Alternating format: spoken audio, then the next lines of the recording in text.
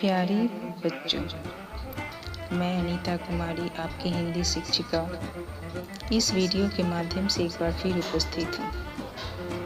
आज मैं हिंदी पाठ्य पुस्तक बसंत भाग 1 में संकलित पाठ नादान दोस्त के लेखक मुंशी प्रेमचंद के जीवन से संबंधित महत्वपूर्ण बातों को लेकर उपस्थित हूँ। मुंशी प्रेमचंद, जिन्हें उपन्यासों का सम्राट कहा जाता है। साहित्य के जगत में इन्हें उपन्यासों का सम्राट कहा जाता है। इनका मूल नाम धनपत राय था, यानी बचपन में लोग इन्हें धनपत राय के नाम से जानते थे। मुंशी प्रेमचंद का जन्म 31 जुलाई 1880 को वाराणसी के निकट लम्ही गांव में एक कायस्थ परिवार में हुआ था। लम्ही उत्तर प्रदेश राज्य के बनारस शहर के नजदीक ही लगभग 4 मील दूर स्थित है। उनकी माता का नाम आनंदी देवी तथा पिता का नाम मुंशी अजायब राय था, जो लम्ही में ही डाक मुंशी थे। उनकी शिक्षा का आरंभ उर्दू फारसी से हुआ और जीवन यापन की शुरुआत अध्यापन से। पढ़ने का शौक उन्हें बचपन से ही लग गया। 1898 में मैट्रिक की परीक्षा उत्तीर्ण करने के बाद वे एक स्थानीय विद्यालय में शिक्षक नियुक्त हो गए, लेकिन नौकरी के साथ ही उन्होंने पढ़ाई जारी रखी।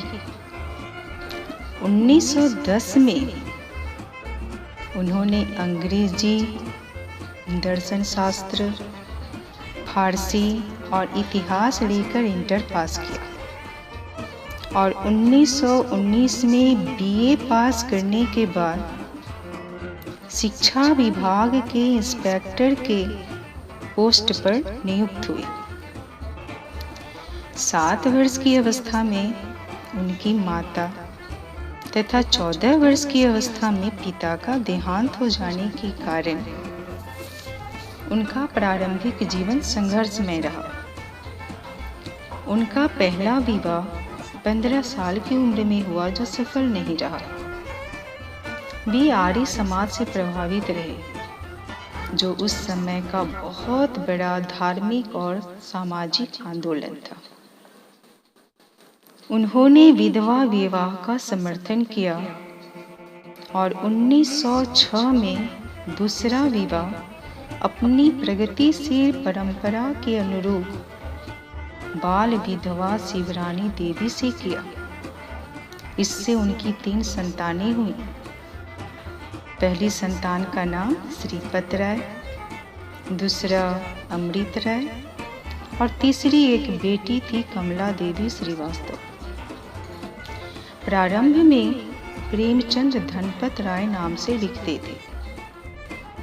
उर्दू में प्रकाशित होने वाली जमाना पत्रिका के संपादक और उनके अजीज दोस्त मुंशी दया नारायण निगम की सलाह से वे प्रेमचंद नाम से लिखने लगे और यही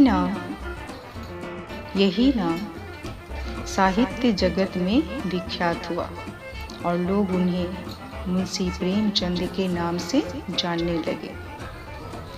उन्होंने आरंभिक लेखन जमाना पत्रिका में ही शुरू किया।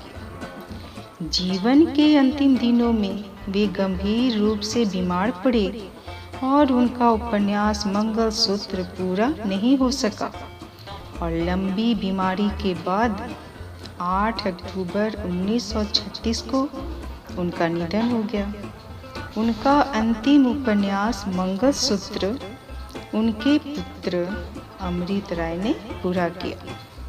आगे बच्चों, उनकी कुछ महत्वपूर्ण रचनाएं जो आज भी लोगों के दिलो दिमाग पर छाई हुई है, वो मैं आपको बताने जा रही हूँ, जो इस प्रकार है। सेवा सदन 1918 में, प्रेमाश्रम 1922 में, रंगभूमि 1925 में, निर्मला 1925 में, कायाकल्प 1927 में, गबन 1928 में, कर्मभूमि 1932 में, गोदान 1936 में।